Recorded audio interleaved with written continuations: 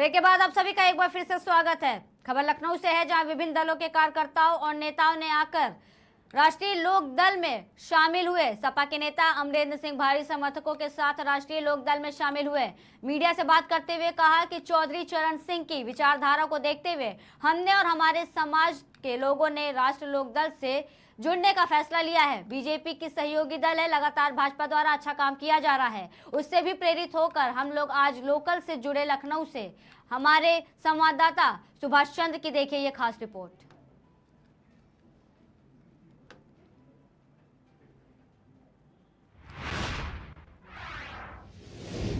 खबर सूरत से है, जहां महाराष्ट्र राज्य के अहमदनगर जिले में पंजीकृत अपहरण के अपराध में सम्मिलित अपराधी को पकड़कर पीड़ित को मुक्त करवाने में सूरत शहर एसओजी को बड़ी कामयाबी मिली है। बता दें कि महाराष्ट्र पुलिस के पास से अपराधी की जरूरी सूचना लेकर एसओजी की टीम सूरत शहर इलाके में अपराधी और पीड़ित के बारे में जांच कर रही थी। इस दौरान एएसआई अनिल भाई बिंजी और जलू भाई मगर ने सूचना के आधार पर मोरा टेकरा से अपराधी शुभम ज्ञानदेव को गिरफ्तार किया। पीड़ित के बारे में पूछते ही उसी के घर में होने की हकीकत का पता चलते ही तुरंत अपराधी को साथ में रखकर उसके घर की जांच की गई, जहां पर पीड़ित को ही सही सलामत पाया गया।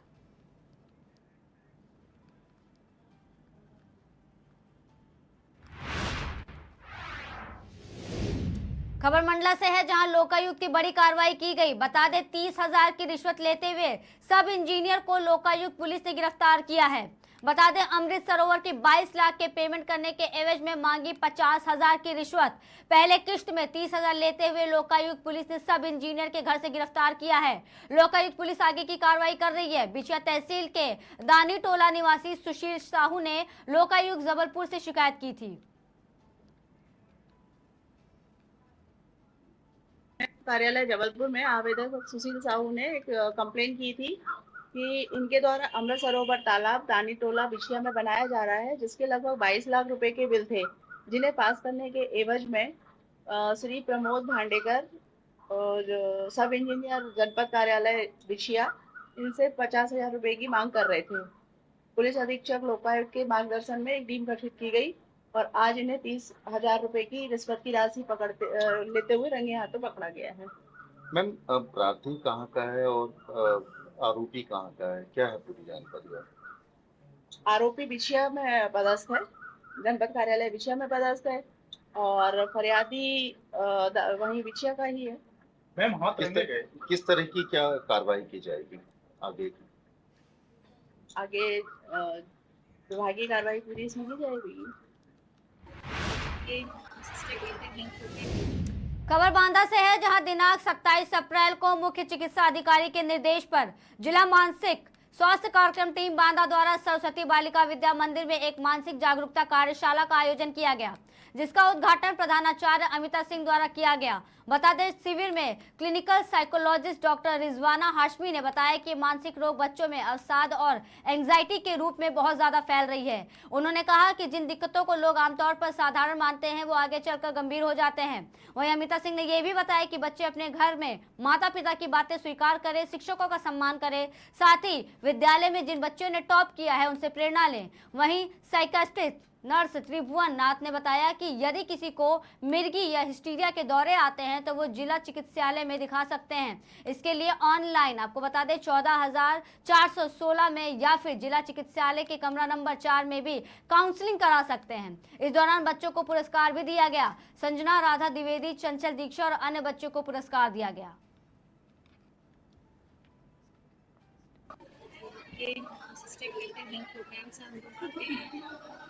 और ये कार्यक्रम हमारा हर विद्यालय में शनिवार के दिन किया जाता है। इसका उद्देश्य ये है कि बच्चों को ज़्यादा से ज़्यादा जागरूक किया जा सके मानसिक स्वास्थ्य के बारे में।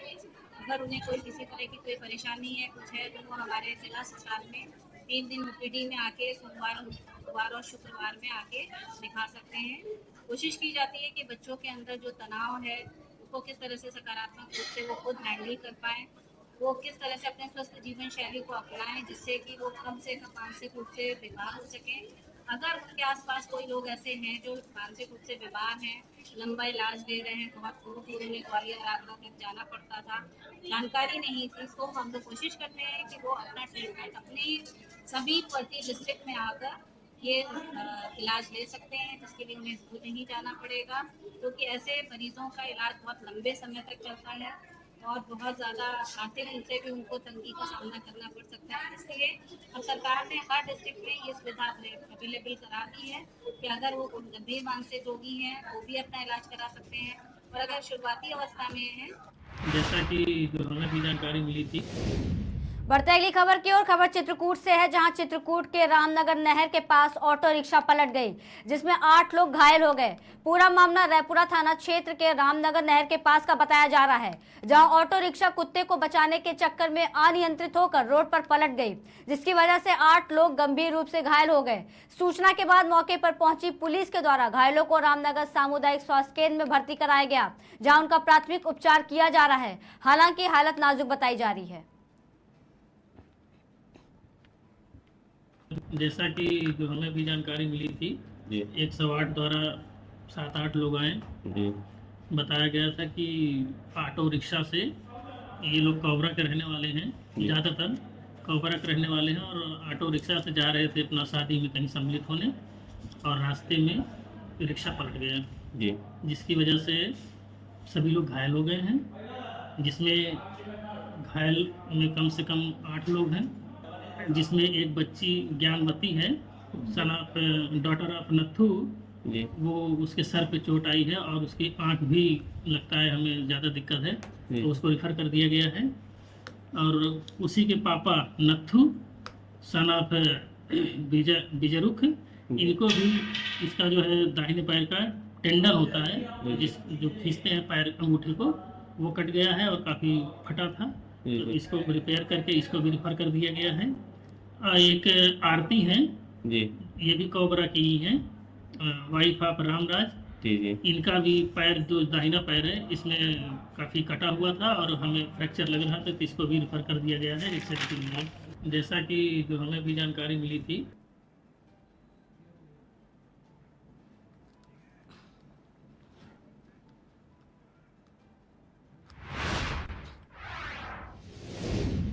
खबर अमेठी से है, जहां दर्दनाक सड़क हादसे में 46 वर्षीय अधेड़ की मौत हो गई। बता दें कि इलाज के दौरान जिला अस्पताल में चिकित्सकों ने अधेड़ को मृत घोषित किया। बता दें कि घर से जरूरी काम के लिए निकला था मृतक लाल बिहारी प्रजापति। मृतक की मौत से परिजनों में कोहराम मचा हुआ है। आपको बता दें कि गौरीगंज कोतवाली क्षेत्र के सैटा अठेहा मार्ग पर बच्छीलाही गाँव के पास हादसा हुआ है।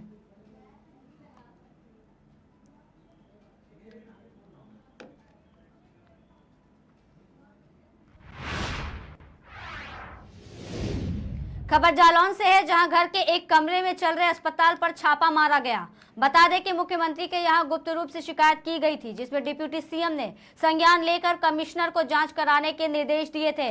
वहीं प्रशासनिक अधिकारियों ने छापा मारा है, जहां पर प्रतिबंधित दवाएं बरामद की गई।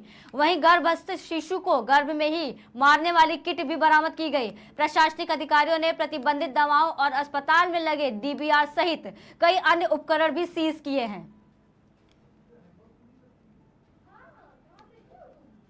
छापेमारी में एलोपैथिक ट्रीटमेंट की सारे मेडिसिन, इंजेक्शन और जो है ड्रिप सेट वगैरह सब प्राप्त हुए हैं, और यहाँ पर रजिस्ट्रेशन का कोई भी सर्टिफिकेट प्राप्त नहीं हुआ है।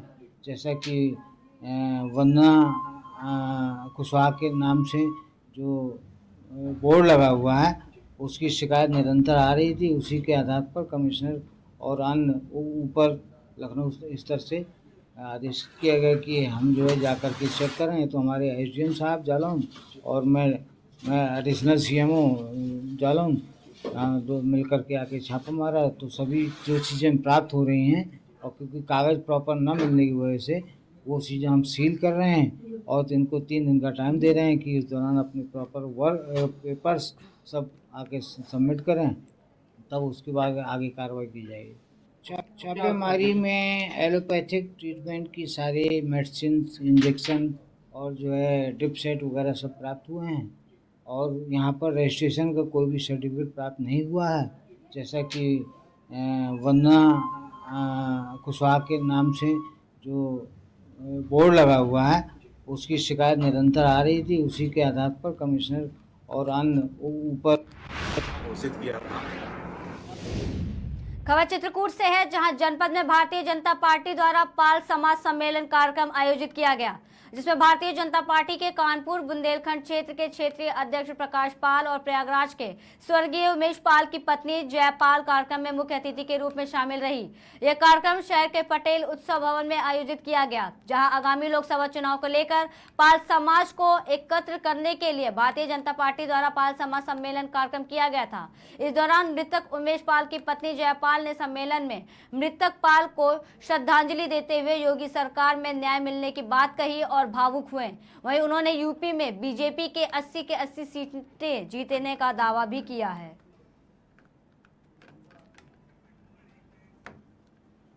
घोषित किया था, तो भले उन्होंने 7 चरणों में किया हो, लेकिन देश की जनता अयोध्या में भव्य राम मंदिर बनने के बाद ये तय कर लिया था, मतदान चाहे जितने चरणों में हो, लेकिन सबका वोट प्रभु श्री राम के चरणों में होगा। और इस बार मोदी जी 400 सीटों के साथ, प्रथम चरण हो चाहे द्वितीय चरण हो, और 7 चरणों में भारतीय जनता पार्टी का कमल बम्पर रूप से खिलेगा और 400 से अधिक सीटों के साथ मोदी जी प्रधानमंत्री बनेंगे। यूपी में एक बार फिर से अखिलेश और राहुल की जोड़ी सामने आई, तो क्या लग रहा है इस बार? क्या पिछली बार ये 2 लड़के 17 में आए थे, उनका हस्त्र आपने देखा है कि लड़के दोनों फिर लड़के और भड़के थे, कोई रिजल्ट नहीं होगा। पिछली बार बुआ बबू आए थे, उसके बाद भी आपने देखा था कि इनके परिवार की 1 सीट केवल मुलायम सिंह जी की बची थी, बाकी इनके परिवारीजन डिम्पल तखारी थे। इस बार अखिलेश यादव सहित उनके परिवार का कोई सदस्य लोकसभा का मुंह नहीं देख पाएगा। क्या लग रहा है यूपी में कितने सीटें रहेंगी? गर्मी का सीजन है, इतना कहूँगा छाट पियो चाहे लस्सी, 80 में 80 घोषित किया था।